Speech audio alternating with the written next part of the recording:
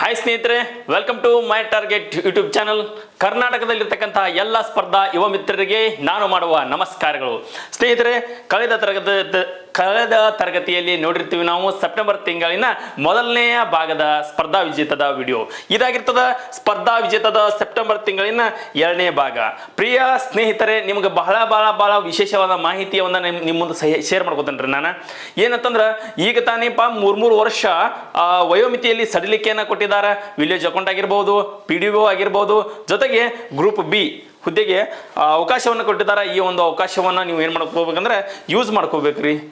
So ಯಾಕಂದ್ರೆ ಇಂಥ ಅವಕಾಶಗಳು ಭಾಳ ಕಮ್ಮಿ ಸಿಗುವುದಾ. ಈಗ ಸರ್ಕಾರಿ ಹುದ್ದೆಗಳ ಸುಗ್ಗಿಯೇ ಏನಪ್ಪ ಅಂತಂದ್ರೆ ನಿಮ್ಮ ಮುಂದೆ ಬಂದು ನಿಂತದ. ಸೊ ಇದು ಒಂದು ಅವಕಾಶವನ್ನು ಯಾರೂ ಕೂಡ ಏನು ಮಿಸ್ ಮಾಡ್ಕೊಳ್ಳಾರ್ದ. ಪ್ರತಿಯೊಂದು ದಿನ, ಪ್ರತಿಯೊಂದು ನಿಮಿಷವೂ, ಪ್ರತಿಯೊಂದು ವೇಳೆಯೂ ನಿಮಗೆ ಭಾಳ ಅತ್ಯಮೂಲ್ಯವಾಗಿರ್ತದೆ. ಸೊ ಈ ಒಂದು ಸಮಯವನ್ನು ನೀವು ಅತಿ ಪ್ರಮುಖವಾಗಿ ಯೂಸ್ ಮಾಡ್ಕೋರಿ, ಉಪಯೋಗ ಮಾಡ್ಕೋರಿ, ಚಲೋ ತಂಗಿ ಓದ್ರಿ ಅಂತ ಹೇಳ್ತಾ ಈ ನನ್ನ ತರಗತಿಯನ್ನು ಮುಂದುವರಿಸ್ತಾ ಹೋಗ್ತಾನೆ. ಯಾವುದಂದ್ರೆ ಸೆಪ್ಟೆಂಬರ್ ತಿಂಗಳಿನ ಪಾರ್ಟ್ 2. ಎಲ್ಲ ನಿಮ್ಮ ಸ್ನೇಹಿತರಿಗೂ ಕೂಡ ಈ ಒಂದು ವಿಡಿಯೋವನ್ನು ನೀವು ಶೇರ್ ಮಾಡ್ಬೇಕ್ರಿ. ಓಕೆ, ಭಾಳ ಇಂಪಾರ್ಟೆಂಟ್ ಇರತಕ್ಕಂತಹ ಒಂದು ಕರೆಂಟ್ ಬೇಸ್ ಮೇಲೆ ಇರತಕ್ಕಂಥ ಸ್ಪರ್ಧಾ ವಿಜೇತವನ್ನು ನಾನು ತೆಗೆದುಕೊಂಡು ಬಂದಿರ್ತೇನೆ. ಸೊ ಎಲ್ಲರೂ ನಿಸ್ವಾರ್ಥದಿಂದ ನಿಮ್ಮ ಸ್ನೇಹಿತರಿಗೆ, ನಿಮ್ಮ ಅಣ್ಣ ತಮ್ಮಂದಿರಿಗೆ, ನಿಮ್ಮ ಕಾಕ ಚಿಕ್ಕಪ್ಪರಿಗೆ ಯಾರು ಓದ್ತಿರ್ತಾರೆ ನೋಡ್ರಿ, ಅವರೆಲ್ಲ PDOದವರೆಲ್ಲ ಓದ್ತಿರ್ತಾರಲ್ಲ, ಅವ್ರಿಗಟ್ರಿಗೂ ಶೇರ್ ಮಾಡ್ರಿ. ಏನಾಗಂಗಿಲ್ಲ, ನೀವು ಶೇರ್ ಮಾಡೋದ್ರಿಂದ ನಾ ಏನು ಪ್ರಧಾನಮಂತ್ರಿ ಆಗಂಗಿಲ್ಲ, ಸುಮ್ಮನೆ ಶೇರ್ ಮಾಡಿಬಿಡ್ತು ಬರ್ರಿ. ಕ್ವೆಶ್ಚನ್ ನಂಬರ್ 11 ನೋಡ್ರಿ, ಏನದ ಅಂದ್ರೆ, ವಿಶ್ವಮಟ್ಟದ ಸಂಶೋಧನೆಗೆ ಒತ್ತು ನೀಡಲು ಬೆಂಗಳೂರಿನಲ್ಲಿರ್ತಕ್ಕಂತಹ ಯಾವ ಯೋಜನೆಯನ್ನು ಅನುಷ್ಠಾನಗೊಳಿಸಲಾಗಿದೆ? ಬೆಂಗಳೂರದಾಗ ಒಂದು ಯೋಜನೆಯನ್ನು ಅನುಷ್ಠಾನಗೊಳಿಸಿದ್ದಾರೆ. ಯಾವ ಯೋಜನೆ ಅನುಷ್ಠಾನಗೊಳಿಸಿದಾರೋ ಅದರ ಉದ್ದೇಶ ವಿಶ್ವಮಟ್ಟದ ಸಂಶೋಧನೆಗೆ ಒತ್ತು ನೀಡಲು ಬೆಂಗಳೂರಿನಲ್ಲಿ ಒಂದು ಯೋಜನೆಯನ್ನು ಅನುಷ್ಠಾನಕ್ಕೆ ಗೊಳಿಸಿದ್ದಾರೆ. ಆ ಯೋಜನೆ ಯಾವುದು ಎಂಬುದು ಒಂದು ಕ್ವಶನ್ ಅದ ರೀ. ಸೊ ವಿಶ್ವಮಟ್ಟದ ಸಂಶೋಧನೆಗೆ ಒತ್ತು ನೀಡಲು ಬೆಂಗಳೂರಿನಲ್ಲಿ ಕೆವಿನ್ ಸಿಟಿ ಯೋಜನೆಯನ್ನು ಅನುಷ್ಠಾನಕ್ಕೆ ಗೊಳಿಸಿದ್ದಾರೆ. ಹಂಗಾರ ಮಾಸ್ತರ ಕೆವಿನ್ ಸಿಟಿ ಅಂದ್ರೆ ಏನ ಅನ್ನೋದು ಇಲ್ಲಿ ಮಾಹಿತಿ ಇರ್ತದೆ. ಸೊ ಏನ್ರಿ ಅಂದಾಗ, ವಿಶ್ವಮಟ್ಟದ ಸಂಶೋಧನೆ, ಶಿಕ್ಷಣ, ಆರೋಗ್ಯ ಕ್ಷೇತ್ರಗಳನ್ನು ಒಂದೇ ಕ್ಲಸ್ಟರ್ನಲ್ಲಿ ತರುವ ಉದ್ದೇಶದಿಂದ ಬೆಂಗಳೂರಿನ ಹೊರವಲಯದಲ್ಲಿ ಕೆವಿನ್ ಸಿಟಿ ಯೋಜನೆಯನ್ನು ಅನುಷ್ಠಾನಗೊಳಿಸಲಾಗ್ಯದ. ತಿಳಿತನ್ಕೋತನ್ನ ಮತ್ತೊಂದ್ಸಲ ನೋಡ್ಕೊರಿ. ವಿಶ್ವಮಟ್ಟದ ಸಂಶೋಧನೆ ಆದಂತಹ ಇದಾಗಿರ್ತದೆ. ಇದರಲ್ಲಿ ಶಿಕ್ಷಣ, ಆರೋಗ್ಯ ಕ್ಷೇತ್ರಗಳನ್ನು ಒಂದೇ ಕ್ಲಸ್ಟರ್ನಲ್ಲಿ ತರುವ ಉದ್ದೇಶದಿಂದ ಬೆಂಗಳೂರಿನ ಹೊರವಲಯದಲ್ಲಿ ಈ ಒಂದು ಕೆವಿನ್ ಯೋಜನೆಯನ್ನು ಅನುಷ್ಠಾನಗೊಳಿಸಲಾಗಿದೆ. ವಿವಿಧ ದೇಶಗಳಿರ್ತಕ್ಕಂತಹ ಮಾದರಿಯನ್ನು ನಿರ್ಮಾಣವಾಗುತ್ತಿರುವ ಕೆವಿನ್ ಸಿಟಿಗಳು ಅಂದ್ರೆ ವಿಶ್ವಮಟ್ಟದಾಗ ಬೇರೆ ಬೇರೆ ದೇಶದಾಗ ಕೂಡ ಈ ರೀತಿಯ ಒಂದು ಯೋಜನೆಯ ಅನುಷ್ಠಾನ ಬಂದದ.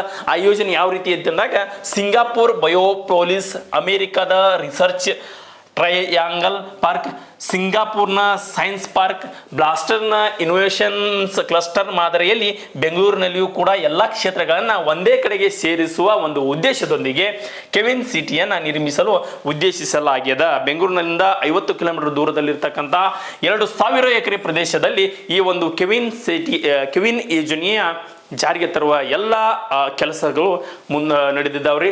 ಇದು ನಿಮಗೆ ಗೊತ್ತಿರಬೇಕು. ಈ ಸಿಟಿ ಯೋಜನೆಯ ರೂಪಿಸುವುದು ಸರ್ಕಾರ ಮುಂದಾಗೈತ್ರಿ. ಬೆಂಗಳೂರದಾಗ ಕೆವಿನ್ ಸಿಟಿ ಯೋಜನೆ ಅಂದ್ರೆ ಎಲ್ಲ ಕ್ಲಸ್ಟರ್ ಒಂದೇ ಅಡಿಗೆ ತರುವ ಒಂದು ಯೋಜನೆ ಇದಾಗಿರ್ತದ ರೀ.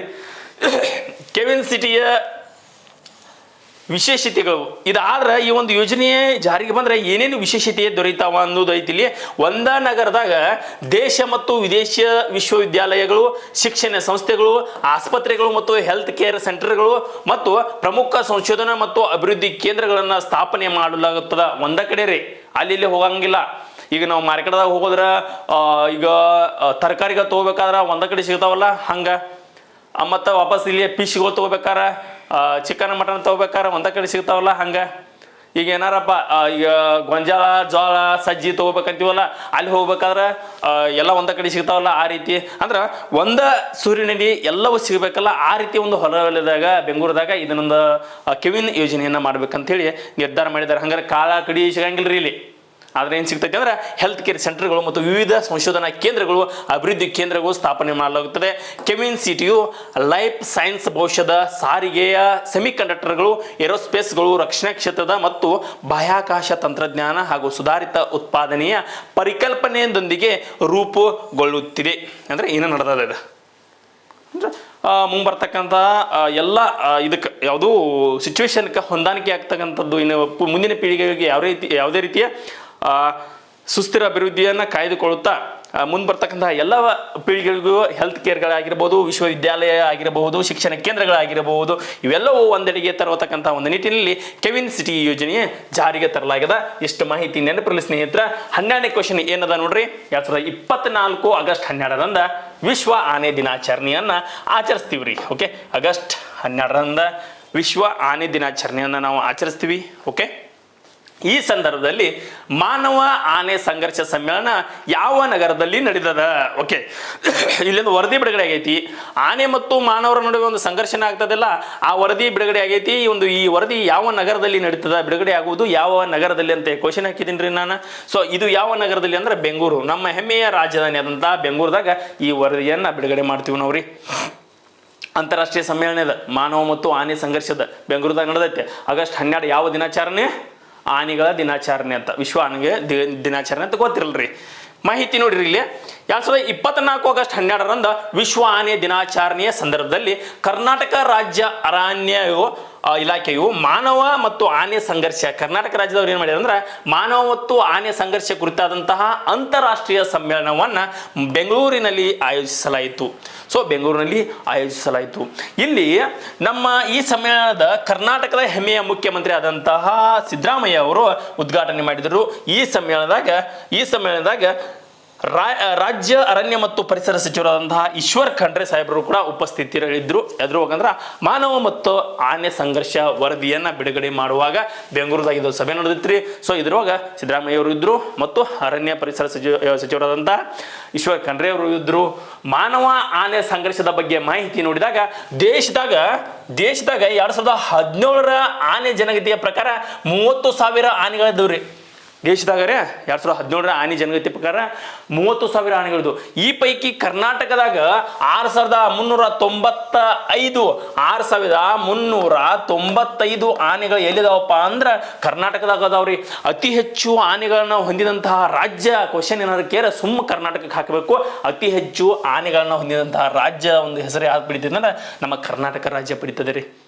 ಕಳೆದ 10 ವರ್ಷಗಳಲ್ಲಿ ಮಾನವ ಆನೆ ಸಂಘರ್ಷದ ಪೈಕಿ ಎಷ್ಟು 2,500 ಪ್ರಕರಣಗಳು ವರದಿಯಾಗಿದ್ದಾವೆ. 2,500 ಪ್ರಕರಣಗಳು ವರದಿಯಾಗಿದ್ದಾವು. ಜೊತೆಗೆ 350ಕ್ಕೂ ಹೆಚ್ಚು ಜನ ಏನಪ್ಪ ಅಂದ್ರೆ ಸಾವನ್ನಪ್ಪಿದಾರು. ಈ ಒಂದು ಗಣನೀಯತೆಯನ್ನು ತೆಗೆದುಕೊಂಡು ಮಾನವ ಮತ್ತು ಆನೆ ಸಂಘರ್ಷದ ಕುರಿತು ಒಂದು ವರದಿಯನ್ನು ಬಿಡುಗಡೆ ಮಾಡಿದೆ. ಸೊ ಅರಣ್ಯ ಇಲಾಖೆದವರು ಬೆಂಗಳೂರಿನಲ್ಲಿ ರೀ. ಮತ್ತು ಆನೆಗೆ ಸಂಬಂಧಿಸಿದಂತಹ ವಿಶೇಷ ಮಾಹಿತಿಯನ್ನು ನೋಡಿದಾಗ ಆನೆಗಳು ಎಲ್ಲ ಸಸ್ತನಿಗಳಲ್ಲಿ ದೀರ್ಘಾವಧಿಯ ಗರ್ಭಾವಸ್ಥೆಯನ್ನು ಹೊಂದಿದೆ. ಇದು 680 ದಿನಗಳವರೆಗೆ ಅಂದರೆ 22 ತಿಂಗಳ ಕಾಲ ಏನಪ್ಪ ಅಂದ್ರೆ ಗರ್ಭಾವಸ್ಥೆದಾಗಿರ್ತದೆ ರೀ. ಸೊ ಆನೆಗಳ ಹಿಂಡಿನ ನೇತೃತ್ವವನ್ನು ಅತ್ಯಂತ ಹಿರಿಯ ದೊಡ್ಡ ಮಹಿಳಾ ಸದಸ್ಯ ವಹಿಸಿರುತ್ತಾರೆ. ಇದನ್ನ ಮಾತೃಪ್ರಧಾನ ಎಂದು ಕರೆಯುತ್ತಾರೆ. ಅಂದ್ರೆ ಎಲ್ಲ ಆನೆಯ ಒಂದು ಮುಖ್ಯಸ್ಥರು ಯಾರಾಗಿರ್ತಾರೆ ಅಂದ್ರೆ ಒಂದು ಹೆಣ್ಣಾನೆ ಆಗಿರ್ತದೆ ರೀ. ಓಕೆ, ಒಂದು ಅಲ್ಲಿ ಕೂಡ ಏನಪ್ಪ ಅಂತಂದ್ರೆ ಮಹಿಳೆಯರಿಗೆ ಎಷ್ಟು ಪ್ರಾಮುಖ್ಯತೆ ಐತೆ ಅನ್ನೋದು ತಿಳಿಸ್ಕೊಡ್ತೈತಿ ಪ್ರಾಣಿಗಳಿಗೂ ಕೂಡ. ಸೊ ಮಾತೃಪ್ರಧಾನ ಕುಟುಂಬದಿಂದ ಇರ್ತೈತಿ ಆನೆಗಳು ಕೂಡ, ಹೌದಲ್ರಿ. ನೆಕ್ಸ್ಟ್ ನೋಡ್ರಿ, ಭೂಮಿಯ ಮೇಲೆ ವಾಸ ಮಾಡತಕ್ಕಂತಹ ಅತಿ ದೊಡ್ಡ ಸಸ್ತನಿ ಆಫ್ರಿಕಾದ ಆನೆ. ಓಕೆ, ಮೊದಲ ಬಾರಿಗೆ ವಿಶ್ವ ಆನೆ ದಿನವನ್ನ ಯಾವಾಗಿಂದ ಆಚರಿಸ್ತಾಕತ್ರು ಅಂದ್ರೆ 2012 ಆಗಸ್ಟ್ 12ರಂದ್ರಿ. 2012 ಆಗಸ್ಟ್ 12ರಂದ ನಡೆಯಲಾಯಿತು. ಮೊದಲ ಬಾರಿಗೆ ಅಂದ್ರೆ ಆನೆ ದಿನಾಚರಣೆ, ವಿಶ್ವ ಆನೆ ದಿನಾಚರಣೆ ಪ್ರತಿ ವರ್ಷ ಆಗಸ್ಟ್ 12ರಂದ ಮಾಡ್ತೀವಿ. ಇದು ಮೊದಲ ಬಾರಿಗೆ ಎಲ್ಲಿಂದ ಆಚರಿಸಾಯ್ತು ಅಂದ್ರೆ 2012ರಿಂದ ರೀ. 2023ದಾಗ ಒಂದು ಗಜ ಉತ್ಸವ ನಡೀತೈತಿ. ಈ ಆನೆ ಪ್ರಾಜೆಕ್ಟ್ ಯಾವಾಗ ಬಂದೈತಿ ಅಂದ್ರೆ 1992 ಬರ್ತದ. 1992 ಜಾರಿಗೆ ಬಂದಂತ ಇದು ಈ ಯೋಜನೆಯ 30 ವರ್ಷಾಚರಣೆ ಆಗ್ತದೆ. 2023 ರೀ, 30 ವರ್ಷ ಆಕೈತೆ. ಇದರ ಒಂದು ತರುವಾಯವಾಗಿ ಏನ್ ಮಾಡ್ತಾರ ಅಂತಂದ್ರ ಏಪ್ರಿಲ್ 7ರಿಂದ 2 ದಿನಗಳ ಕಾಲ ಗಜ ಉತ್ಸವವನ್ನ ಅಸ್ಸಾಂದ ಕಾಜಿರಂಗ ರಾಷ್ಟ್ರೀಯ ಉದ್ಯಾನ ಒಳಗೆ ಗಜ ಉತ್ಸವವನ್ನ ಏನ್ ಮಾಡ್ತಾರೋ ಆಚರಿಸ್ತಾರ್ರಿ. 2012ಕ್ಕೆ ಜಾರಿಗೆ ಬರ್ತೈತಿ ರೀ. ಯಾವುದು ಈ ಒಂದು ಗಜ ರಾಷ್ಟ್ರೀಯ ಆನೆ ದಿನಾಚರಣೆ. ಓಕೆ, ನೆಕ್ಸ್ಟ್ ನೋಡ್ರಿ, 2023 ಭಾರತದ ಮಹಿಳೆಯರ ಮತ್ತು ಪುರುಷರ ಎಂಬ ಶೀರ್ಷಿಕೆ ಅಡಿಯಲ್ಲಿ ಸಾಂಖ್ಯಿಕ ಮತ್ತು ಯೋಜನಾ ಸಚಿವಾಲಯ ಎಷ್ಟನೇ ಆವೃತ್ತಿಯ ವರದಿಯನ್ನು ಬಿಡುಗಡೆ ಮಾಡಿದೆ. ಸೊ ಮಹಿಳೆಯರ ಮತ್ತು ಪುರುಷರ 2023 ವರದಿ ಪ್ರಕಾರ ಭಾರತದಲ್ಲಿ ಎಷ್ಟನೇ ವರದಿಯನ್ನು ಒಂದು ಸಾಂಖ್ಯಿಕ ಮತ್ತು ಯೋಜನಾ ಅನುಷ್ಠಾನಗೊಳಿಸಿದೆ ಈ ಸಚಿವಾಲಯವು ಬಿಡುಗಡೆ ಮಾಡಿದ್ದಾರೆ. ಇದು ಎಷ್ಟನೇ ಆವೃತ್ತಿ ಇದಂತ ಕ್ವಶನ್ ಹಾಕಿದ್ದೀನಿ ನಾನು. ಇದು ನೋಡ್ರಿ ಸಿಂಪಲ್ ಅದ. 2023 ಭಾರತದಲ್ಲಿ ಮಹಿಳೆಯರ ಮತ್ತು ಪುರುಷರ ಎಂಬ ಶೀರ್ಷಿಕೆ ಅಡಿಯಲ್ಲಿ ಈ ಒಂದು ಯೋಜನೆಯ ಅನುಷ್ಠಾನವನ್ನು ಈ ಸಚಿವಾಲಯವು 25ನೇ ಆವೃತ್ತಿಯನ್ನು 2024 ಆಗಸ್ಟ್ 12ರಂದು ಬಿಡುಗಡೆ ಮಾಡಿದೆ.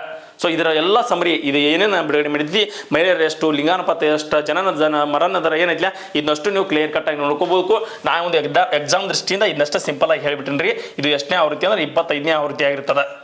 ಓಕೆ ನೋಡ್ರಿ, ಪೋಷಣ್ ಸಾಧನೆಗಾಗಿ ರಾಷ್ಟ್ರೀಯ ಮಹಿಳಾ ಮತ್ತು ಮಕ್ಕಳ ಅಭಿವೃದ್ಧಿ ಸಚಿವಾಲಯಕ್ಕೆ ಯಾವ ಪ್ರಶಸ್ತಿಯನ್ನ ದೊರೆತಿದೆ ಎಂದು ಪೋಷಣ್ ಅಭಿಯಾನ ಅಂತ ನೀವು ಕೇಳಿರ್ಬೋದು. ಎಕ್ಸಾಮ್ದಾಗ ಭಾಳ ಸಲ ಕ್ವಶನ್ ಆಗ್ಯದ ರೀ. ಸೊ ಈಗ ಭಾರಿ ಹಾಟ್ ಟಾಪಿಕ್ ಆಗಿರ್ತದ. ಈ ಒಂದು ಯೋಜನೆಯ ರಾಷ್ಟ್ರೀಯ ಮಹಿಳಾ ಮತ್ತು ಮಕ್ಕಳ ಅಭಿವೃದ್ಧಿ ಸಚಿವಾಲಯಕ್ಕೆ ಯಾವ ಒಂದು ಪ್ರಶಸ್ತಿ ದೊರೆತಿದೆ ಅಂದ್ರೆ ಇದು ಭಾಳ ಚಲೋ ಕೆಲಸ ಮಾಡೈತ್ರಿ, ಇದಕ್ಕೊಂದು ಪ್ರಶಸ್ತಿ ಕೊಟ್ಟಿದ್ದಾರೆ. ಅದು ಯಾವ ಪ್ರಶಸ್ತಿ ಅಂತಂದಾಗ ಇಲ್ಲಿ ನೋಡ್ರಿ, ಪೋಷಣ್ ಅಭಿಯಾನ ಸಾಧನೆಯಲ್ಲಿ ಹಾದಿಗಾಗಿ ರಾಷ್ಟ್ರೀಯ ಮಹಿಳಾ ಮತ್ತು ಮಕ್ಕಳ ಅಭಿವೃದ್ಧಿ ಸಚಿವಾಲಯಕ್ಕೆ ಈ ಗವರ್ನರ್ಸ್ ಚಿನ್ನದ ಪದಕ, ಈ ಗವರ್ನರ್ಸ್ ಚಿನ್ನದ ಪ್ರಶಸ್ತಿ ಏನಪ್ಪ ಅಂದ್ರೆ ಬಂದದರಿ. ಸೊ ಯಾಕೆ ಈ ಒಂದು ಚಿನ್ನದ ಪ್ರಶಸ್ತಿಯನ್ನ ಕೊಟ್ಟರು, ಈ ಗವರ್ನರ್ಸ್ ಪ್ರಶಸ್ತಿ ಇದಕ್ಕೆ ಯಾಕೆ ಕೊಟ್ಟರು, ಪೋಷಣ್ ಅಭಿಯಾನಕ್ಕೆ ಯಾಕೆ ಕೊಟ್ಟರು ಅಂದಾಗ ಇಲ್ಲಿ ನೋಡ್ರಿ,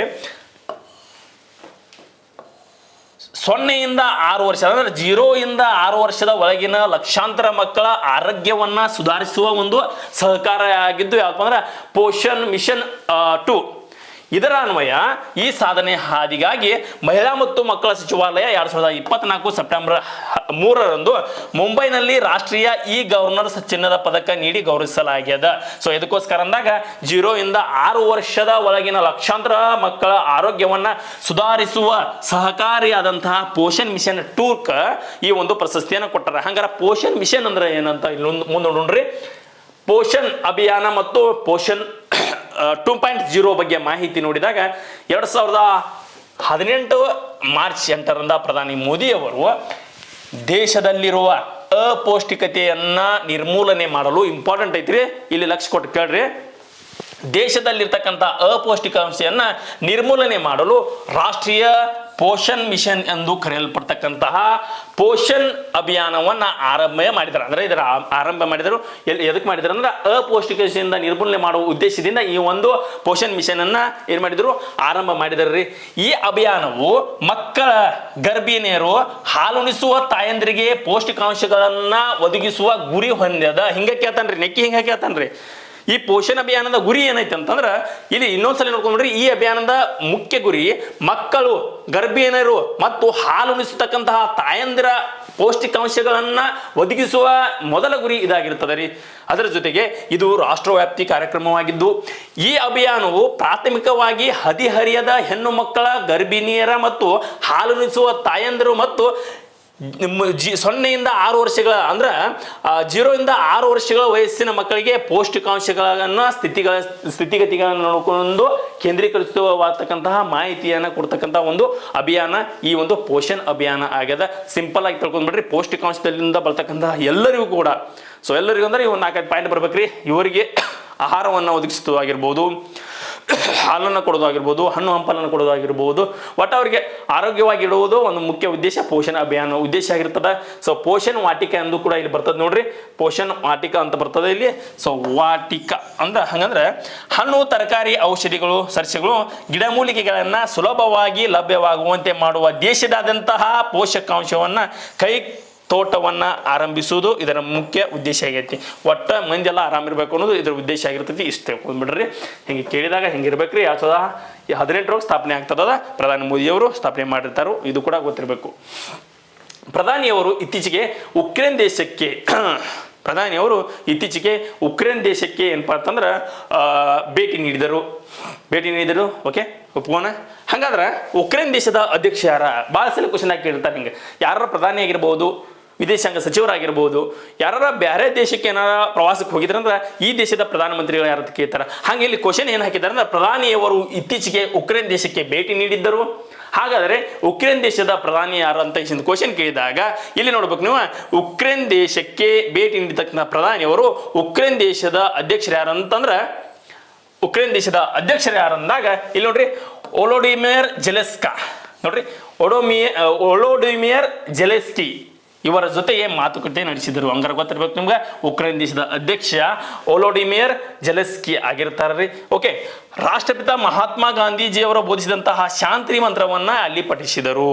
ಅದರ ಜೊತೆಗೆ ಇನ್ನೊಂದು ಮಾಹಿತಿ ಏನಂದ್ರೆ 1991ರಲ್ಲಿ ಉಕ್ರೇನ್ ಸ್ವಾತಂತ್ರ್ಯ ಪಡೆದ ನಂತರ ಭಾರತೀಯ ಪ್ರಧಾನಿಯೊಬ್ಬರು ಇದೇ ಮೊದಲ ಬಾರಿಗೆ ಈ ಉಕ್ರೇನ್ಗೆ ಭೇಟಿ ನೀಡಿದ್ದಾರೆ. ಇದು ಕೂಡ ಬಹಳ ವಿಶೇಷ ಆಗಿದೆ. 1991ರಿಂದ ಉಕ್ರೇನ್ ಏನಪ್ಪ ಅಂದ್ರೆ ಸ್ವತಂತ್ರ ಪಡೆದೈತಿ. ಅವಾಗಿಂದ ಯಾವ ಒಂದು ಪ್ರಧಾನಿ ಕೂಡ ಅಲ್ಲಿ ಹೋಗಿರಂಗಿಲ್ಲ. ಆದ್ರೆ ಮೊದಲ ಪ್ರಧಾನಿ ಭೇಟಿಯಾದರು ನರೇಂದ್ರ ಮೋದಿಯವರಾಗಿರ್ಬೋದು ರೀ. ಉಕ್ರೇನ್ನ ರಾಜಧಾನಿ ಆದಂತಹ ಕಿವ್ನಲ್ಲಿ ದ್ವಿಪಕ್ಷೀಯ ಮಾತುಕತೆ ನಡೆಸಿತು. ಕಿವ್ ಎಂಬುದು ಉಕ್ರೇನ್ ದೇಶದ ರಾಜಧಾನಿ, ಇದು ಕೂಡ ಗೊತ್ತಿರಲ್ರಿ.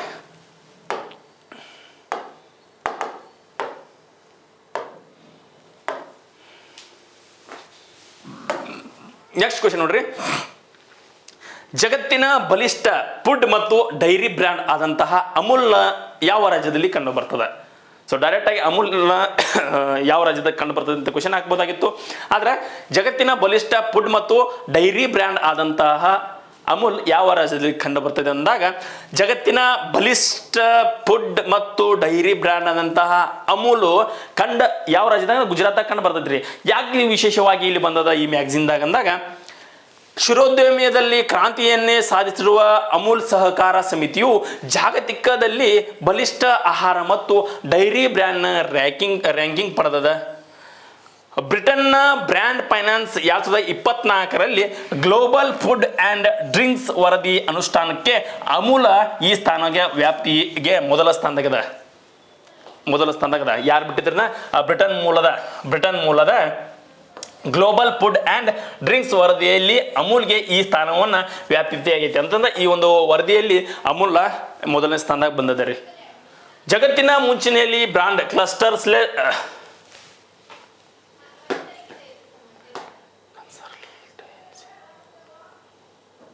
ಜಗತ್ತಿನ ಮುಂಚೂಣಿಯ ಬ್ರ್ಯಾಂಡ್ ಕನ್ಸಲ್ಟೆನ್ಸಿ ಬ್ರ್ಯಾಂಡ್ ಫೈನಾನ್ಸ್ ವರದಿಯಲ್ಲಿ ಅಮೂಲ್ ಒಂದು ಬಲಿಷ್ಠ ಫುಡ್ ಡೈರಿ ಮತ್ತು ನಾನ್ ಆಲ್ಕೋಹಾಲಿಕ್ ಬ್ರ್ಯಾಂಡ್ನ ಸ್ಥಾನಮಾನವನ್ನು ನೀಡಿದ. ಸೊ ಯಾವುದು ಇಲ್ಲಿ ನೋಡ್ರಿ, ಜಗತ್ತಿನ ಮುನ್ಸೂಚನೆಯ ಬ್ರ್ಯಾಂಡ್ ಕನ್ಸಲ್ಟೆನ್ಸಿ ಬ್ರ್ಯಾಂಡ್ ಫೈನಾನ್ಸ್ ತನ್ನ ವರದಿಯಲ್ಲಿ ಅಮೂಲ್ ಒಂದು ಬಲಿಷ್ಠ ಫುಡ್ ಡೈರಿ ನಾನ್ ಆಲ್ಕೋಹಾಲಿಕ್ ಬ್ರ್ಯಾಂಡ್ನ ಸ್ಥಾನವನ್ನು ಪಡೆದಂತ ವರದಿ ಮಾಡಿದ್ದಾರೆ. ವರದಿ ಮಾಡಿದಾಗ ಗುಜರಾತ್ ಮೂಲದ ಅಮೂಲ್ ವಾರ್ಷಿಕವಾಗಿ 11 ಬಿಲಿಯನ್ ಲೀಟರ್ ಅಷ್ಟು ಹಾಲನ್ನ ಉತ್ಪಾದನೆ ಮಾಡ್ತದ. ಆನ್ಸರ್ ಸಿಕ್ತಿ ನಿಮ್ಗೆ ಎಲ್ಲಿತ್ತಂದ್ರೆ ಗುಜರಾತ್ ರೀ. ಇದನ್ನ ಹೇಳಕ್ಕೆ ಇಲ್ಲಿ ತನಕ ಬಂದೀವಿ ನಾವು. ಗುಜರಾತ್ಗೆ 11 ಬಿಲಿಯನ್ ಲೀಟರ್ ಅಷ್ಟು ಹಾಲನ್ನ ಉತ್ಪಾದನೆ ಮಾಡ್ತದ. ಮಾರುಕಟ್ಟೆಯಲ್ಲಿ ದೊಡ್ಡ ಪಾಲು ಹೊಂದಿದಂತಹ ಅಮೂಲ 1946ರಲ್ಲಿ ಗುಜರಾತಿನ 2 ಸಣ್ಣ ಗ್ರಾಮಗಳಲ್ಲಿ ಏನಪ್ಪಾ ಅಂದ್ರೆ 247 ಲೀಟರ್ಗಳಷ್ಟು ಹಾಲನ್ನ ಒದಗಿಸುವ ಮುಖಾಂತರ ಇದೇನಾಗಿತ್ತು, ಸ್ಥಳೀಯ ರೈತರ ಅಮೂಲ್ ಸಹಕಾರ ಸಂಘವನ್ನ ಆರಂಭ ಮಾಡಿದರು. ಮೊದಲದಾಗಿ 247 ಲೀಟರ್ ಹಾಲುಗಳೊಂದಿಗೆ 1946ರಲ್ಲಿ ಗುಜರಾತಿನ 2 ಸಣ್ಣ ಗ್ರಾಮಗಳಾದಂತಹ 2 ಗ್ರಾಮಗಳಲ್ಲಿ ಈ ಒಂದು ಅಮೂಲ್ ಪ್ರಾಜೆಕ್ಟ್ ಏನಾಕೈತಿ, ರೈತರ ಸಹಕಾರದಿಂದ ಈ ಒಂದು ಸಮಿತಿ ಏನಪ್ಪಾ ಅಂದ್ರೆ ಸ್ಥಾಪನೆ ಆಗ್ತೈತಿ. ಈಗ 11 ಬಿಲಿಯನ್ ಲೀಟರ್ಗಳಷ್ಟು ಹಾಲನ್ನು ದಿನಕ್ಕೆ ಏನಪ್ಪ ಅಂದ್ರೆ ಕೊಡುವಂಥ ಒಂದು ಸ್ಥಾನಮಾನಕ್ಕೆ ಬರ್ತದೆ ರೀ. ನೋಡ್ರಿ, ಪ್ರತಿಯೊಂದೂ ಕೂಡ ಏನೂ ಇಲ್ಲ ಅಂತಾನೆ ಚಾಲೂ ಮಾಡ್ಬೇಕು. ಎಲ್ಲ ಐತೆ ಅಂತ ಚಾಲೂ ಮಾಡ್ರೆ ನಡು ಹೋಗಿ ಬಂದಾಕೈತಿ ಗಾಡಿ. ಏನೂ ಇಲ್ಲ, ನನ್ನ ಗಾಡಿ ಎಲ್ಲಿ ನಿಲ್ತೈತಿ ದೇಶದಿಂದ ಹೊಡೆದ್ರೆ ಅಂತ ನೀವು ಎಲ್ಲಿ ಅನ್ಕೊಡ್ತೀರ ಅಲ್ಲೇ ಹೋಗಿ ನಿಲ್ತೈತಿ. ಎಲ್ಲ ಐತಿ ಅಂತೇಶಿಂದ ಏನಾರು ಹೋದ್ರಂದ್ರೆ ಡಿಗಿ ಭಾಳ ಸಮೀಪ ಆಗುತ್ತೆ, ಭಾಳ ನಿಧಾನಲ್ಲೇ ಹೋಗ್ಬೇಕಾಕೈತಿ. ಎಲ್ಲಾರು ನೋಡು ಹೋಗಿ ಆಕ್ಸಿಡೆಂಟ್ ಆಗುವಂಥ ಚಾನ್ಸ್ ಇರ್ತಾವ್ರಿ. ಸೊ ನೋಡ್ಕೊಂಡು ವಿಚಾರ ಮಾಡಿ ಇಂಥ ಪಾಯಿಂಟ್ಸ್ಗಳನ್ನು ಮತ್ತೆ ನೋಡ್ರಿ ಅಂತ ಹೇಳ್ತಾ ನೆಕ್ಸ್ಟ್ ಕ್ವಶನ್ ಏನೈತ್ರಿ, 17 ಕ್ವಶನ್ ಬರಲಿ. ಯಾರನ್ನು ಅಗ್ನಿಕ್ಷಿಪಣಿಗಳ ಸರಣಿಗಳ ಪಿತಾಮಹ ಎಂದು ಪರಿಗಣಿಸಲಾಗ್ತದ? ಯಾರನ್ನ? ಸಿಂಪಲ್ ಆಗಿ ಇಂಥ ಒಂದು ಕ್ವಶನ್ ಇಟ್ಟಾಗ ನಾವು ಯಾರ್ಯಾರಿಗೂ ಹೆಸರು ಹಾಕೊಂಡು ಹೋಗ್ಬಾರ್ದು. ಯಾರದಾರಲ್ಲ ಅವ್ರದ್ದೇ ಹೆಸರು ಹಾಕ್ಬೇಕ್ರಿ. ಅವರೇ ಯಾರಂದಾಗ RN ಅಗರ್ವಾಲ್ ಅವರು. RN ಅಗರ್ವಾಲ್ ಅವರು ಅಗ್ನಿ ಕ್ಷಿಪಣಿ ಸರಣಿಗಳ ಪಿತಾಮಹ ಎಂದೇ ಪರಿಚಿತ ಆದಂತಹ RN ಅಗರ್ವಾಲ್ ಅವರು 2024 ಆಗಸ್ಟ್ 15ರಂದು ಹೈದರಾಬಾದಿನಲ್ಲಿ ಏನಪ್ಪಾ ಅಂತಂದ್ರೆ ಸ್ವತಂತ್ರ ದಿನದಂದು ನಿಧನವಾಗ್ತಾರೆ. ಇವರು ಯಾರಂದ್ರೆ ಅಗರ್ವಾಲ್ ಅವರು ಮಹತ್ವಾಕಾಂಕ್ಷೆಯ ಅಗ್ನಿ ಯೋಜನೆಯನ್ನ 1983ರಿಂದ ಪ್ರಾರಂಭ ಮಾಡಿದರು. ಇವರ ಮೊದಲ ಯಶಸ್ವಿ ಉಡಾವಣೆ 1989 ಮೇ 22ರಂದ ಅಗ್ನಿಯ ಮೊದಲ ಯಶಸ್ವಿ ಉಡಾವಣೆಯಾಗ್ತದೆ. 1983ರಲ್ಲಿ ಆರಂಭಗೊಂಡಂತಹ ಅಗ್ನಿ ಕ್ಷಿಪಣಿಯು ನಿರ್ದೇಶಕರಾಗಿದ್ದಂತಹ ಅಗರ್ವಾಲ್ ಅವರು 2 ದಶಕಗಳಿಗೂ ಹೆಚ್ಚು ಕಾಲ ಏನ್ ಮಾಡಿದ್ರು ಅಂದ್ರೆ ಈ ಒಂದು ಕ್ಷಿಪಣಿಗಳ ಅಭಿವೃದ್ಧಿಯಲ್ಲಿ ಮಹತ್ವರವಾದ ಕೊಡುಗೆಯನ್ನ ಸಾಧಿಸಿದರು. ಅವ್ರ ಜೀವನ ಅಲ್ಲಿ ಏನಪ್ಪಾ ಅಂದ್ರೆ ಮುಡುಪಾಗಿಟ್ಟಿದ್ದಾರೆ. ಅವ್ರು ಬೇರೆ ಕೆಲಸಕ್ಕೆ ಏನಪ್ಪ ಅಂದ್ರೆ ಸಮಯನ ಕೊಟ್ಟಿರ್ಕಿಲ್ಲ. ಅವ್ರು ಕ್ಷಿಪಣಿ ರೆಡಿ ಮಾಡ್ಬೇಕಂದ್ರೆ ಕ್ಷಿಪಣಿನ ರೆಡಿ ಮಾಡಬೇಕು. ಸಂಜೆ ಅನ್ನಂಗಿಲ್ಲ, ಹಗಲು ಅನ್ನಂಗಿಲ್ಲ, ರಾತ್ರಿ ಅನ್ನಂಗಿಲ್ಲ, ಬೆಳಕು ಅನ್ನಂಗಿಲ್ಲ, ಕತ್ಲ ಅನ್ನಂಗಿಲ್ಲ. ಏನು ಮಾಡ್ಬೇಕಂದ್ರೆ ಕ್ಷಿಪಣಿಗಳು ರೆಡಿ ಮಾಡಬೇಕು. ಭಾರತೀಯ ಸೈನ್ಯಕ್ಕೆ ನಾವು ಏನು ಮಾಡಬೇಕು, ಒಂದು ಬಲಿಷ್ಠ ಅಸ್ತ್ರವಾಗಿ ಕೊಡಬೇಕು ಅನ್ನೋ ಉದ್ದೇಶ ಇವ್ರದಾಗಿತ್ತು. ಸೊ ಆ ಒಂದು ನಿಟ್ಟಿನಾಗ ಅವರಿಗೆ 1990ರಲ್ಲಿ ಪದ್ಮಶ್ರೀ, 2000ರಲ್ಲಿ ಪದ್ಮಭೂಷಣ ಪ್ರಶಸ್ತಿಯನ್ನು ನೀಡಿ ಗೌರವಿಸಲಾಗಿತ್ತು. ಯಾರಿಗೆ? RN ಅಗರ್ವಾಲ್ ಅವರಿಗೆ. ಇವರನ್ನ ಅಗ್ನಿ ಕ್ಷಿಪಣಿಗಳ ಸರಣಿಗಳ ಪಿತಾಮಹ ಎಂದ ಕರೀತಾರ. ಬಹಳ ಇಂಪಾರ್ಟೆಂಟ್ ರೀ ಇದು ಕೂಡ. ಏನಪ್ಪ ಅಂದ್ರೆ ಎಕ್ಸಾಮ್ ದೃಷ್ಟಿಯಿಂದ ಬಹಳ ಇಂಪಾರ್ಟೆಂಟ್ ಆಗೈತಿ. ಬೆಂಗಳೂರು ಮೂಲದ ಮಾನವ ರಹಿತ ಬಾಂಬರ್ ವಿಮಾನ ಯಾವುದು ಅಂದ್ರೆ ಬೆಂಗಳೂರು ಮೂಲದಾಗ ಐತಿ. ಮಾನವ ರಹಿತ ಬಾಂಬರ್ ವಿಮಾನ ಯಾವುದು ಅಂತ ಕೊಟ್ಟಿದ್ದೀನಿ ನಾನು. ಬೆಂಗಳೂರು ಕಂಪನಿಯ ಮಾನವರಹಿತ ಬಾಂಬರ್ ವಿಮಾನ FWD 200B ಇದು ಒಂದು ವಿಮಾನ ಆಗ್ಯದ. ಬೆಂಗಳೂರಿನ electronic city flying webs defence and aerospace ಕಂಪನಿಯ ಅಭಿವೃದ್ಧಿಪಡಿಸಿರ್ತಕ್ಕಂತಹ ಸ್ವದೇಶಿ ನಿರ್ಮಿತ ಮಾನವರಹಿತ ಬಾಂಬರ್ ಆದಂತಹ ವಿಮಾನ FWD 200B ತನ್ನ ಮೊದಲ ಪ್ರಾಯೋಗಿಕ ಹಾರಾಟವನ್ನು ಮುನ್ನಡೆಸದ. ಎಂತೆಂಥ ವಿಮಾನಗಳು ಬಂದು ನೋಡ್ರಿ. ಇದೊಂದು ಮಾನವರಹಿತ ಬಾಂಬರ್ ಅಂತ ಹೇಳ್ಬೋದು ನಾವು. ಮಾನವರಹಿತ ಬಾಂಬರ್ ವಿಮಾನ ಇದಾಗ್ಯದ FWB 200B. ಇದ್ರ ಹೆಸರಿದ ಸೊ ಎಲೆಕ್ಟ್ರಾನಿಕ್ ಸಿಟಿಯ flying webs defence and aerospace company ಅವರು ಅಭಿವೃದ್ಧಿಪಡಿಸಿದಾರ. ಇದು ಎಲ್ಲೈತಿ ಅಂದ್ರೆ ಬೆಂಗಳೂರದಾಗ ಅದ ರೀ. ಸೊ ಇದರ ಒಂದು ವಿಶೇಷ ನೋಡಿದಾಗ 15,000 ಅಡಿ ಎತ್ತರದಲ್ಲಿ 15,000 ಅಡಿ ಎತ್ತರದ ಮುಖಾಂತರ ದೀರ್ಘಾವಧಿಯ ಹಾರಾಟವನ್ನು ನಡೆಸ್ತದ. ಸೊ ಸರ್ವೇಕ್ಷಣಕ್ಕೆ ಆಪ್ಟಿಕಲ್ ಪ್ಲೇಲೋಡ್ ಹಾಗೂ ವಾಯು ದಾಳಿಗಳ ಮುಖಾಂತರ ಬಾಂಬರ್ಗಳನ್ನು, ದಾಳಿ ಕ್ಷಿಪಣಿಗಳಂತಹ ಶಸ್ತ್ರಾಸ್ತ್ರಗಳನ್ನು ಹೊತ್ತೊಯ್ತದ. ಅದು ಸಾಮರ್ಥ್ಯದ ಸತತವಾಗಿ 7 ತಾಸುಗಳ ಏನಪ್ಪ ಅಂದ್ರೆ ಆಗಸದಲ್ಲಿ ಹಾರ್ತಕ್ಕಂಥ ಒಂದು ಸಾಮರ್ಥ್ಯವನ್ನು ಏನಪ್ಪ ಅಂದ್ರೆ ಈ ಒಂದು FWD 200B ಎಂಬ ಒಂದು ಈ ವಿಮಾನ ಈ ಬಲಶಾಲಿ ಆಗೈತೆ ಅನ್ನೋದು ಗೊತ್ತಿರಲ್ರಿ. ಇತ್ತೀಚೆಗೆ ಬಹು ಔಷಧಿ ನಿರೋಧಕ ಕ್ಷಯ ರೋಗಕ್ಕೆ ಕಂಡು ಹಿಡಿದ ಹೊಸ ಚಿಕಿತ್ಸೆ ಯಾವುದು? ಇನ್ನೊಂದ್ಸಲ ಕ್ವಶನ್ ಓದ್ರಿ. ಇತ್ತೀಚೆಗೆ ಬಹು ಔಷಧಿಯ ನಿರೋಧಕ ಯಾವುದು? ಕ್ಷಯ ರೋಗಕ್ಕೆ ಕಂಡು ಹಿಡಿದ ಹೊಸ ಚಿಕಿತ್ಸೆ ಅಂದ್ರೆ ಕ್ಷಯ ರೋಗಕ್ಕೆ TBಗ್ರಿ ಒಂದು ಹೊಸ ಔಷಧಿಯನ್ನು ಕಂಡು ಹಿಡಿದಿದ್ದಾರು. ಆ ಔಷಧಿ ಯಾವುದಂತ ಸಿಂಪಲ್ ಕ್ವಶನ್ ಹಾಕಿದ್ದೀನಿ. ಬಹು ಔಷಧಿ ನಿರೋಧಕ ಕ್ಷಯ ರೋಗಕ್ಕೆ ಹೊಸ ಚಿಕಿತ್ಸೆ ಬಿಪಾಲ್ಮ್. ಓಕೆ, ಹಲವು ಬಗೆಯ ಔಷಧಿಗಳಿಗೂ ವಾಸಿಯಾಗದ ನಿರೋಧಕ ಗುಣ ಹೊಂದತಕ್ಕಂತಹ ಬಹು ಔಷಧ ನಿರೋಧಕ ಕ್ಷಯ ರೋಗ ಚಿಕಿತ್ಸೆಗಾಗಿ ಕೇಂದ್ರ ಸರ್ಕಾರ ಸಚಿವಾಲಯವು ಹೊಸ ಬಗೆಯ ಬಿಪಾಲ್ಮ್ ಎಂಬ ಅಲ್ಪಾವಧಿಯ ಹಾಗೂ ಪರಿಣಾಮಕಾರಿಯಾದಂತಹ ಚಿಕಿತ್ಸೆಯನ್ನು ನೀಡಲು ಅನುಮೋದನೆಯನ್ನು ಕೊಟ್ಟದ. ಯಾವುದು? ಬಿಪಾಲ್ಮ್. ಹಿಂಗೈತಿರಿ, ಭೂಪಾಲ್ ಅಲ್ಲ, ಬಿಪಾಲ್ಮ. ಸೊ ಏನಿದು ಔಷಧ ಅಂದಾಗ ಇದೊಂದು ಔಷಧ ಏನಪ್ಪಾ ಅಂತಂದ್ರೆ ಬಿಪಾಲ್ಮ್ ಎಂಬ ಔಷಧವನ್ನು ನೋಡಿದಾಗ ಇದೇನಂತಂದ್ರೆ ಬೆಡಾಕ್ವಿಲಿನ್ ಮತ್ತು ಟೆಟ್ರೋಮ್ಯಾನಿಡ್ ಲಿನೋಜೋಯಿಡ್ ಹಾಗೂ ಮೊಕ್ಸಿಫ್ಲೋಕ್ಯಾಕ್ಸಿನ್ ಎಂಬ ಸಮ್ಮಿಶ್ರಣ ಒಂದು ಚಿಕಿತ್ಸೆ ಇದಾಗ್ಯದರಿ. ಸೊ ಇದು ಏನಪ್ಪಾ ಅಂತಂದ್ರೆ ವಿಶ್ವದಾದ್ಯಂತ 2030ರ ಒಳಗೆ ಕ್ಷಯ ರೋಗವನ್ನು ನಿರ್ಮೂಲನೆ ಮಾಡಲು ವಿಶ್ವಸಂಸ್ಥೆಯನ್ನು ಗುರಿ ಹಾಕಿಕೊಂಡಿತ್ತು. 2030ರೊಳಗೆ ಕ್ಷಯ ರೋಗ ನಿರ್ಮೂಲನೆ ಮಾಡ್ಬೇಕಂತ ವಿಶ್ವಸಂಸ್ಥೆ ಗುರಿ ಹಾಕಿಕೊಂಡಿತ್ತು. ಸೊ ಆದರೆ 5 ವರ್ಷಕ್ಕೂ ಮೊದಲೇ ಅಂದರೆ 2020ರೊಳಗೆ ನಮ್ಮ ದೇಶದಾಗ ಭಾರತದಾಗ ಕ್ಷಯ ರೋಗ ನಿರ್ಮೂಲನೆ ಮಾಡ್ಬೇಕಂತೇಳಿ ಮಾನ್ಯ ಪ್ರಧಾನಿಯವರು ಏನು ಮಾಡಿದ್ದಾರೆ ಅಂದ್ರೆ ಒಂದು ಉದ್ದೇಶವನ್ನು ಹೊಂದಿದ್ದಾರೆ. ನರೇಂದ್ರ ಮೋದಿ ಅವರ ನೇತೃತ್ವದ ಸರ್ಕಾರ ಏನು ಮಾಡಿತ್ತಂದ್ರೆ ಬಿಪಾಲ್ಮ ಎಂಬ ಒಂದು ಹೊಸ ಚಿಕಿತ್ಸೆಯ ಪದ್ಧತಿಯ ಮುಖಾಂತರ 2025ಕ್ಕನ ಕ್ಷಯ ಮುಕ್ತ ಭಾರತ ಅಂತ ಮಾಡ್ಬೇಕಂತ ಹೇಳಿ ಏನು ಮಾಡಿದಾರೋ ಈ ಒಂದು ಬಿಪಾಲ್ಮ್ ಎಂಬ ಒಂದು ಔಷಧಿಗೆ ಸಮ್ಮತಿಯನ್ನು ಕೊಟ್ಟಿದ್ದಾರೆ. ಯಾರು? ವರ್ಲ್ಡ್ ಹೆಲ್ತ್ ಆರ್ಗನೈಸೇಷನ್ ದವರು ನೋಡ್ರಿ, ಕೇಂದ್ರ ಆರೋಗ್ಯ ಸಚಿವಾಲಯದವರು ಇದನ್ನ ಏನು ಮಾಡಿದಾರೋ 2025ಕ್ಕೆ ಏನಪ್ಪ ಅಂದ್ರೆ ಕ್ಷಯಮುಕ್ತ ಭಾರತವನ್ನ ಮಾಡಬೇಕು ಅನ್ನೋ ಉದ್ದೇಶದಿಂದ ಕೇಂದ್ರ ಸರ್ಕಾರದ ಒಂದು ಈ ಬಿಪಾಲ್ಮ ಎಂಬ ಹೊಸ ಚಿಕಿತ್ಸಾ ಪದ್ಧತಿಯನ್ನ ಅನುಮೋದನೆಯನ್ನ ನೀಡಿದಾರಂತ ಹೇಳ್ಬೋದ್ರಿ. ನೆಕ್ಸ್ಟ್ ಕ್ವಶನ್ ನೋಡೋಣ ನಾವು. ಇತ್ತೀಚೆಗೆ ಸುದ್ದಿಯಲ್ಲಿರ್ತಕ್ಕಂತಹ ಕನ್ನಯ್ಯ ಆಪರೇಷನ್ ಯಾವುದಕ್ಕೆ ಹಿಂಗಕ್ಕೆ ಆತನ ಕ್ವಶನ್ದಾಗ ಆಪರೇಷನ್ ಕನ್ನಯ್ಯ ಇದು ಯಾವುದಕ್ಕೆ ಸಂಬಂಧಿಸ್ತದೆ ಅಂತ ಕೇಳಿದಾಗ ನೀವು ಆನ್ಸರ್ ಮಾಡಬೇಕು. ಬಹಳ ಬ್ಯೂಟಿಫುಲ್ ಆದಂತಹ ಕ್ವಶನ್ ಅದ. ತುಂಗಭದ್ರಾ ಜಲಾಶಯದ 19ನೇ ಗೇಟ್ಗೆ ಕನ್ನಯ್ಯ ಆಪರೇಷನ್ ಯಶಸ್ವಿ. ಬಹಳ ಸುದ್ದಿಯಾಗಿತ್ತು ಇದು. 7 ದಶಕಗಳಷ್ಟು 7 ದಶಕಗಳಷ್ಟು ಹಳೆಯ ತುಂಗಭದ್ರಾ ಜಲಾಶಯ 2 ವರ್ಷದ ಬಳಿಕ ಏನಾಗಿತ್ತು ಅಂದ್ರೆ ತುಂಬಿತ್ರಿ. 2 ವರ್ಷಗಳ ಬಳಿಕ ತುಂಬಿತ್ತು. ಆದರೆ ಜಲಾಶಯದ ನೀರಿನ ಮಟ್ಟ ಗರಿಷ್ಠ ಹೆಚ್ಚಾದ ಕಾರಣ ಅಕ್ಟೋಬರ್ 10ರ ರಾತ್ರಿಯಲ್ಲಿ ಕ್ರಸ್ಟ್ ಗೇಟ್ ನಂಬರ್ 19 ಕಳಿಚಿ ಬಿದ್ದಿತ್ತು. 19ನೇ ಗೇಟ್ ಏನಾಗಿತ್ತು ಅಂದ್ರೆ ಕಳಿಚಿ ಬಿದ್ದಿತ್ರಿ. ಸೊ ಈ ಹಿನ್ನೆಲೆಯಲ್ಲಿ ಅಪಾರ ಪ್ರಮಾಣದ ನೀರು ಏನಾಗಿತ್ತು ಅಂದ್ರೆ ವ್ಯರ್ಥ ಆಗಿತ್ತು, ನೀರಿನ ಮಟ್ಟ ಹೆಚ್ಚಾಗಿತ್ತು, ಇದು ಹರಿವು ಹೆಚ್ಚಾಗಿತ್ತು. ಇದನ್ನು ತಡೆಗಟ್ಟಕ ಈ ಗೇಟನ್ನು ಅಳವಡಿಸಿರುವಂತಹ ಕಾರ್ಯಕ್ರಮಕ್ಕೆ ಈ ಒಂದು ಸರ್ಕಾರ ಮುಂದಾಯಿತು. ಈ ಒಂದು ಆಪರೇಷನ್ ಮಾಡಿದ್ರೆ ಏನಪ್ಪಾ ಅಂದ್ರೆ ಈ ಸಕ್ಸಸ್ ಆಕೈತಿ ಅಂತೇಳಿ ಕರ್ನಾಟಕ ಸರ್ಕಾರ ಮುಂದಾಗ್ತೈತ್ರಿ. ಹೈದರಾಬಾದ್ ಮೂಲದ ನೀರಾವರಿ ತಜ್ಞ ಆದಂತಹ ಹೆಂಗಂತ ಇರ್ತಾರೆ ನೋಡ್ರಿ ಅಣ್ಣಗಳು ಇಲ್ಲಿ. ಹೈದರಾಬಾದ್ ಮೂಲದ ನೀರಾವರಿ ತಜ್ಞರಾದಂತಹ ಕನ್ನಯ್ಯ ನಾಯ್ಡು ನೇತೃತ್ವದ ಒಂದು ತಂಡ ಬಂದೈತಿ.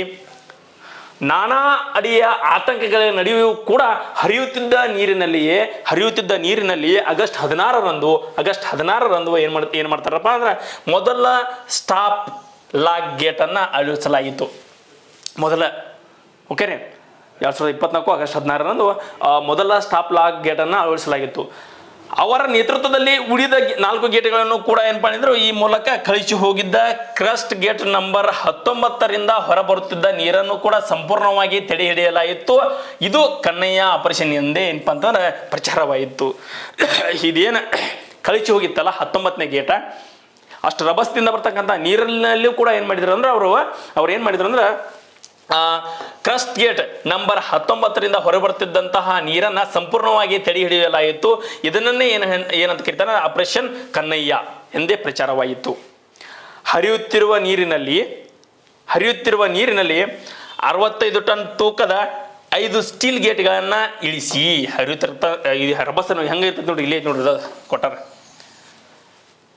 ಓಕೆ, 65 ಟನ್ ತೂಕದ 5 ಸ್ಟೀಲ್ ಗೇಟ್ಗಳನ್ನು ಇಳಿಸಿ ಸ್ಟಾಪ್ಲಾಗ್ ಗೇಟ್ ಅಳವಡಿಸಿರುವುದು ದೇಶದಲ್ಲಿಯೇ ಇದೇ ಮೊದಲ ಎನ್ನಲಾಗಿದೆ. ದೇಶದಾಗ ಇದ ಮೊದಲಾಗೈತ್ರಿ. ಹರಿಯೋ ನೀರಿನಲ್ಲಿ 65 ಟನ್ಗಳಷ್ಟು ಇರ್ತಕ್ಕಂಥ 5 ಸ್ಟೀಲ್ ಗೇಟ್ಗಳನ್ನ ಹಾಕಿದ್ದು ದೇಶದಲ್ಲಿ ಇದೇ ಮೊದಲ ಬಾರಿಗೆ ಆಗಿದೆ. ತುಂಗಭದ್ರಾ ಜಲಾಶಯವು ಇತಿಹಾಸದಲ್ಲಿ ಇದೇ ಮೊದಲ ಬಾರಿಗೆ ಸ್ಟಾಪ್ಲಾಗ್ ಗೇಟ್ ಅನ್ನ ಅಳವಡಿಕೆ ಮಾಡಲಾಯಿತು. ಇದೇ ಬಾರಿಗೆ ಇದು ಇತಿಹಾಸ ಅಂದ್ರೆ ಇದು ನೋಡ್ರಿ, ತುಂಗಭದ್ರಾ ಜಲಾಶಯ ಏನಪ್ಪಾ ಕಟ್ಟಿದಾಗಿಂದನೂ ಕೂಡ ಯಾವುದೇ ಈ ರೀತಿ ಒಂದು ಗೇಟ್ ಅನ್ನು ಹಾಕಿರ್ಕಿಲ್ಲ. ಇತಿಹಾಸದಲ್ಲಿ ಇದೇ ಮೊದಲ ಬಾರಿಗೆ ಅನ್ಬೋದು ಹೆಗ್ಗಳಿಕೆಗೆ ಈ ಒಂದು ತುಂಗಭದ್ರಾ ಜಲಾಶಯದ ಈ ಒಂದು ಮೊದಲ ಸ್ಟಾಪ್ಲಾಗ್ ಗೇಟ್ ಅಳವಡಿಕೆ ಮಾಡಿಕೊಂಡದ್ರಿ. ಸೊ ಇದು ಬಹಳ ಇಂಪಾರ್ಟೆಂಟ್ ಮಾಹಿತಿ ಆಗ್ತದೆ. ಆಪರೇಷನ್ ಕನ್ನಯ್ಯ ಅಂದಾಗ ನಿಮ್ಗೆ ಗೊತ್ತಾಗಬೇಕು ತುಂಗಭದ್ರಾ ನದಿ 7 ದಶಕಗಳಿಂದ ಕೂಡ ಏನಪ್ಪಾ ಅಂತಂದ್ರೆ ಏನೂ ಆಗಿರಲಿಲ್ಲ ಈ ತುಂಗಭದ್ರಾ ನದಿಗೆ ಈ ರೀತಿ ಆಗ್ಯದ ಸ್ನೇಹಿತರೆ.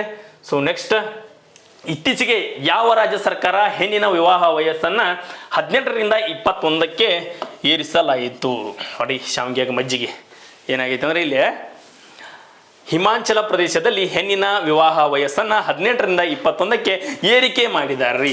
ಹೆಣ್ಣು ಮಕ್ಕಳ ವಿವಾಹದ ವಯಸ್ಸನ್ನ 18ರಿಂದ 20 ವರ್ಷಕ್ಕೆ ಏರಿಸುವ ಸಂಬಂಧ ವಿಧೇಯಕವನ್ನು ಹಿಮಾಚಲ ಪ್ರದೇಶದ ವಿಧಾನಸಭೆಯಲ್ಲಿ ಸರ್ವಾನುಮತದಿಂದ ಜಾರಿಗೆ ಮಾಡಿ ರಾಷ್ಟ್ರಪತಿಯವರ ಒಂದು ರಾಜ್ಯಪಾಲರ ಅಂಕಿತಕ್ಕೆ ಪಡೆದ ಬಳಿಕ ಹೆಣ್ಣು ಮಕ್ಕಳ ವಿವಾಹ ಕಾನೂನುಬದ್ಧ ವಯಸ್ಸನ್ನ ಹೆಚ್ಚಿಸಿದ ಮೊದಲ ರಾಜ್ಯ ಎಂಬ ಹೆಗ್ಗಳಿಕೆಗೆ ಹಿಮಾಚಲ ಪ್ರದೇಶ ಕಾರಣ ಆಗ್ತದ್ರಿ. ಇದುವರೆಗೆ ಯಾವ ರಾಜ್ಯ ಕೂಡ ಇಂಥ ಒಂದು ಕೆಲಸ ಮಾಡಿಲ್ಲ. ಸೊ ರಾಜ್ಯಪಾಲರು ಏನಾದ್ರು ಅಂಕಿತ ಪಡೆದ ಬಳಿಕ ಏನಾಗೈತೆ ಅಂದ್ರೆ ಈ ಒಂದು ಹೆಣ್ಣು ಮಕ್ಕಳ ವಿವಾಹದ ಕಾನೂನುಬದ್ಧ ವಯಸ್ಸನ್ನ ಹೆಚ್ಚಿಸಿದ ಮೊದಲ ರಾಜ್ಯ ಹಿಮಾಚಲ ಪ್ರದೇಶ ಆಗ್ತದೆ ಅಂತ ಹೇಳ್ಬೋದ್ರಿ ನಾವು. ಬಾಲ್ಯ ವಿವಾಹವನ್ನು ತಡೆಗಟ್ಟುವ ಭಾರತದ ಪ್ರಯತ್ನಗಳು ಏನೇನಿದ್ದು ಮನ್ನಿಸ್ಲಾನೆ ಹೇನ 1929 ವೇಳೆಯಲ್ಲಿ ಬಂದಂತಹ ಶಾರದಾ ಕಾಯ್ದೆಯ ಪ್ರಕಾರ ಹೆಣ್ಣಿಗೆ ಕನಿಷ್ಠ 14 ವರ್ಷ ಇರಬೇಕು, ಗಂಡಿಗೆ ಎಷ್ಟು ಇರ್ಬೇಕಂದ್ರೆ 18 ಇರ್ಬೇಕ್ರಿ. ಹೆಣ್ಣಿಗೆ 14 ಇರಬೇಕು, ಗಂಡಿಗೆ 18 ಇರ್ಬೇಕತ್ತೆ. ಇದನ್ನೇನು ಮಾಡಿದ್ರೆ ಅಂದ್ರೆ ಕ್ಯಾನ್ಸಲ್ ಆತ್ರಿ. 1978ರಲ್ಲಿ ಶಾರದಾ ಕಾಯ್ದೆ ತಿದ್ದುಪಡಿ ಮಾಡಿರಿ 1978ರೊಳಗ ತಿದ್ದುಪಡಿ ಮಾಡಿ ಗಂಡಿಗೆ 21 ಇರಲಿ ಹೆಣ್ಣಿಗೆ 18 ಇರಲಿ ಅಂತೇಳಿ ಮಾರ್ಪಡಿಸಿದರು. ಈಗ ಹೆಂಗೈತಲ್ಲ ಸೊ ಹಿಂಗಿರಲಿ ನಮ್ಮ ಕರ್ನಾಟಕದ ಎಲ್ಲ ರೀತಿ ಹೆಂಗೈತಲ್ಲ ಇಂಡಿಯಾದಾಗ ಹಂಗೆ ಇರಲಿ. ಈಗ ಜಾಸ್ತಿ ಮಾಡಿದ್ದಾರೆ ಇವರು. ಹಿಮಾಚಲ ಪ್ರದೇಶದವರು ಅಷ್ಟು ಅನ್ವಯಿಸ್ತಿದೆ ಅದು 21 ವಯಸ್ಸು. ಆದರೆ ಏನಪ್ಪ ಅಂತಂದ್ರೆ ಇಲ್ಲಿ ಈಗ ನಡೆದಿದ್ದು ಶಾರದಾ ಕಾಯ್ದೆ ಪ್ರಕಾರ 1978ರಿಗೆ 18 ಹೆಣ್ಣಿಗೆ ಆಗಿರ್ಬೇಕು, 21 ಗಂಡಿಗೆ ಆಗಿರ್ಬೇಕು. ಓಕೆ ರೀ. ಸೊ ಈ ರೀತಿ ಮಾಡೋದು ಕಾಯ್ದೆ ಯಾವುದಂದ್ರೆ 1978ರ ಶಾರದಾ ಕಾಯ್ದೆ ತಿದ್ದುಪಡಿ ಆಗಿರ್ತದೆ ರೀ. ಇದಕ್ಕಿಂತ ಮುಂದುವರೆದ 2006ರ ಬಾಲ್ಯ ವಿವಾಹ ತಡೆ ಕಾಯ್ದೆ ಏನು ಹೇಳ್ತೈತಿ ಅಂದ್ರೆ ಈ ವಿವಾದ ಕಾಯ್ದೆಯಲ್ಲಿ ಉಲ್ಲಂಘಿಸಿದರೆ ಇದೇನಾರ ಕಾಯ್ದೆಯನ್ನು ಉಲ್ಲಂಘಿಸಿದ ಯಾವುದು 21 ಏನು 18 ಐತಲ್ಲ ಇದನ್ನ ಏನಾರ ಉಲ್ಲಂಘನೆ ಮಾಡಿದ್ರೆ 2 ವರ್ಷಗಳ ಕಾಲ ಜೈಲು ಶಿಕ್ಷೆ ಮತ್ತು 1 ಲಕ್ಷ ರೂಪಾಯಿ ದಂಡ ಆಗ್ತೈತಿ. ಜಾಮೀನು ಒಟ್ಟ ಸಿಗಂಗಿಲ್ಲ. ಪಕ್ಕ ಹೇಳಿಬಿಟ್ಟಾರ ಅವರು, ಜಾಮೀನು ಒಟ್ಟ ಸಿಗಂಗಿಲ್ಲ. ಇನ್ನು ಯಾವನಾರ ಕೊಂದು ಏನಪ್ಪ ಅಂತಂದ್ರೆ ಜೈಲಿಗೆ ಹೋದರೆ ಜಾಮೀನು ಸಿಗ್ಬೋದು. ಆದರೆ ಇಂಥದ್ದು ಮಾಡಿದಕ್ಕೆ ಜಾಮೀನು ಅಪರಾಧ ಕೂಡ ಏನಾರ ರಹಿತ, ಜಾಮೀನು ಕೂಡ ರಹಿತ ಆಗಿರ್ತದೆ ರೀ. ತಿಳ್ಕೊಂಡ ಏನಪ್ಪ ಅಂದ್ರೆ ಬಾಲ್ಯ ವಿವಾಹ ಮಾಡ್ಕೊರಿ ಸ್ನೇಹಿತರೆ. 21 ಗಂಡಿಗೆ ಆಗಿರ್ಬೇಕು, 18 ಹೆಣ್ಣಿಗೆ ಆಗಿರ್ಬೇಕಂತ ಹೇಳ್ತಾ ಸೊ ನೆಕ್ಸ್ಟ್ ನೋಡ್ರಿ ಏನದ. ಅಮೆರಿಕ ಅಧ್ಯಕ್ಷ ಚುನಾವಣೆಗೆ ಹೆಸರು ಮುಂಚೂಣಿಯಲ್ಲಿದ್ದಂತಹ ಕಮಲಾ ಹ್ಯಾರಿಸ್ ಯಾವ ಪಕ್ಷದ ಅಭ್ಯರ್ಥಿ ಆಗಿದ್ದಾರೆ? ಕಮಲಾ ಹ್ಯಾರಿಸ್ ಅವರು ಅಮೆರಿಕದ ಅಧ್ಯಕ್ಷ ಚುನಾವಣೆಗೆ ಹೆಸರುವಾಸಿಯಾಗಿದ್ದಾರೆ. ನೋಡ್ರಿ ಭಾರತದಿಂದ ಹೋಗಿ ಏನಪ್ಪ ಅಂದ್ರೆ ಅಮೆರಿಕದಾಗ ಸದ್ದು ಮಾಡಾಕತ್ತೀವಿ ನಾವು. ಮನ್ಯಾಗ ಕೂತ್ಕೇಸಿಂದ ಇಲ್ಲಿ ಕೋಚಿಂಗ್ ಬರ್ವಾಲಿವು ನಾವು. ಅಲ್ಲೇ ಕುಂತ ಹಿಂಗೆ ಓದೋಣ ಮತ್ತು ಇದನ್ನ ನೋಡೋಣ. ಇನ್ನೂ ಯಾರ್ದಾರ ಒಂದು ವಿಡಿಯೋ ಬರ್ತಾವಳ ಮತ್ತು ಇನ್ನೊಂದು ಯಾರ್ದಾರ ಒಂದು ಬುಕ್ ಸಿಗತ್ತಳ. ನಮ್ಮ ಅಣ್ಣ ತನ್ನಲ್ಲ ಮ್ಯಾಗ್ಝಿನ್ ಅದನ್ನ ಓದ್ಬಿಟ್ರೆ ಆಕೈತ್ಲೆ ಇವಂದು ಯಾಕ್ತವನು. ಹಂಗಿಲ್ರಿ ಅನ್ನಗೋಡ್ರಿ. ನಿಮ್ದು ಏನಾರು ಇತ್ತಂದ್ರೆ ನಿಮ್ಗೆ ಚಲೋ, ಮಂದಿದು ಎಷ್ಟೊತ್ತಂದು ನೋಡ್ಕೊಂಡ್ರೆ ಅವ್ರ ಹೌದಲ್ರಿ. ನಿಮ್ಮ ಒಳಗಿಂದ ಬರ್ಬೇಕೆಲ್ಲಾನು. ಅಮೆರಿಕ ಅಧ್ಯಕ್ಷ ಚುನಾವಣೆಯಲ್ಲಿ ಏನಪ್ಪ ಅಂದ್ರೆ ಕಮಲಾ ಹ್ಯಾರಿಸ್ ಅವರ ಒಂದು ಯಾವ ಪಕ್ಷದ ಅಭ್ಯರ್ಥಿಯಾಗಿ ಹೊರಮುಗ್ತಾರ ಅಂತ ಹೇಳಿ ಕ್ವಶನ್ ಹಾಕಿದೀನಿ. ನೋಡ್ರಿ ಡೆಮಾಕ್ರೆಟಿಕ್ ಪಕ್ಷದ ಅಭ್ಯರ್ಥಿ ಇವರಾಗಿರ್ತಾರೆ.